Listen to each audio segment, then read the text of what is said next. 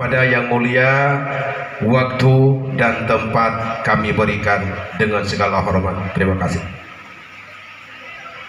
Assalamualaikum warahmatullahi ta'ala wabarakatuh. Alhamdulillahi rabbil alamin, wal aqibatu lil muttaqin, wala udwana illa 'alal zalimin. Wassalatu wassalamu ala asyrafil mursalin sayyidina wa maulana Muhammad wa ala alihi wa sahbihi ajma'in. Allahumma salli wa sallim ala sayyidina Muhammad. Qala Allah subhanahu wa ta'ala fil Qur'anil azim wa huwa asdaqul qailin. A'udzu billahi minasy syaithanir rajim. Bismillahirrahmanirrahim. Yarfa'illahu alladhina amanu walladhina utul ilma darajat. Sadaqallahul azim.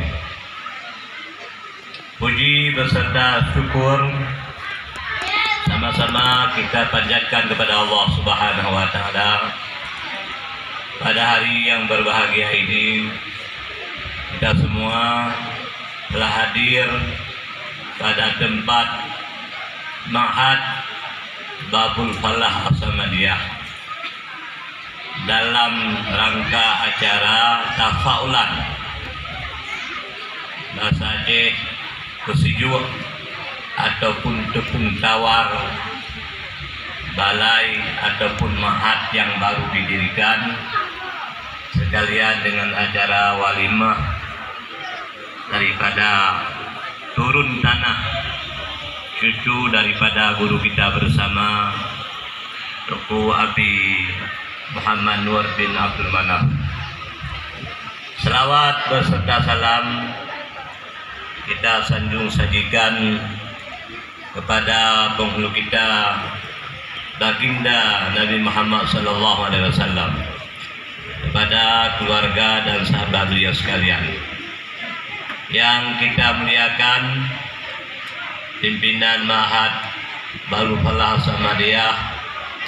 Mudah-mudahan kita doakan kepada Allah Subhanahu wa taala diberi taufik dan hidayah, panjang umur dan kekuatan dalam memimpin Ma'had di negeri Sumatera Utara Medan ini. Makanya penting ilmu daripada para ulama. Walaula ilmul ulama lahalakal jahilun.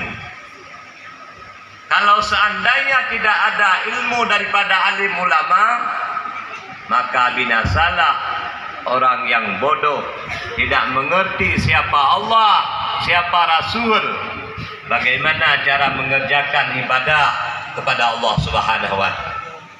Hadirin yang dirahmati oleh Allah Subhanahu wa taala, kita juga bersyukur di masa kepimpinan Presiden Joko Widodo, undang-undang daripada pesantren sudah disahkan, bahwa Ma'had Babul Falah As-Samadiyah yang kita saksikan pada hari ini berada di bawah undang-undang pemerintah. Kalau di Aceh ada dinas daya, itu hak istimewa karena ada undang-undang PA-nya UU PA, undang-undang pemerintahan. Hadirin yang dirahmati oleh Allah Subhanahu wa taala.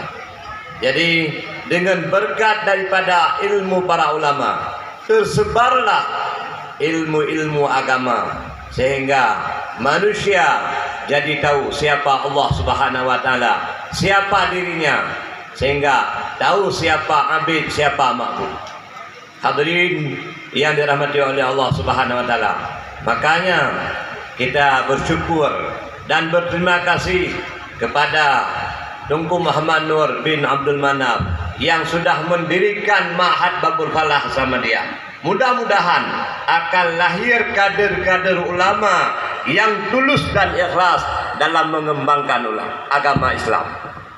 Juga kita berterima kasih kepada Kiai Haji Mufti Ahmad Nasihin yang sudah mendirikan Ma'had dan sudah mendirikan majlis taklim di mana-mana di kota Medan ini.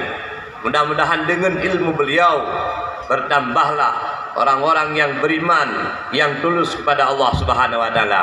Mudah-mudahan kita juga bagian daripada manusia yang masuk syurga bighairi hisab nanti di hari kiamat. Amin ya rabbal alamin. Bi barakat Sayyidina Muhammad sallallahu alaihi wasallam. Hadirin yang dirahmati oleh Allah Subhanahu wa taala. Yang kedua, maju sebuah negara. Tegaknya sebuah negara, hebatnya sebuah negara bi'adilil umara, dengan adil para pemimpinnya. Maka Nanggero Aceh Darussalam yang dipimpin dulu oleh Raja Iskandar Muda termasuk 5 besar di dunia, termasuk negara yang kuat. Juga Raja Malikus Saleh yang ada di Aceh Utara adalah pencetak kader daripada Wali Songo yang ada di tanah Jawa.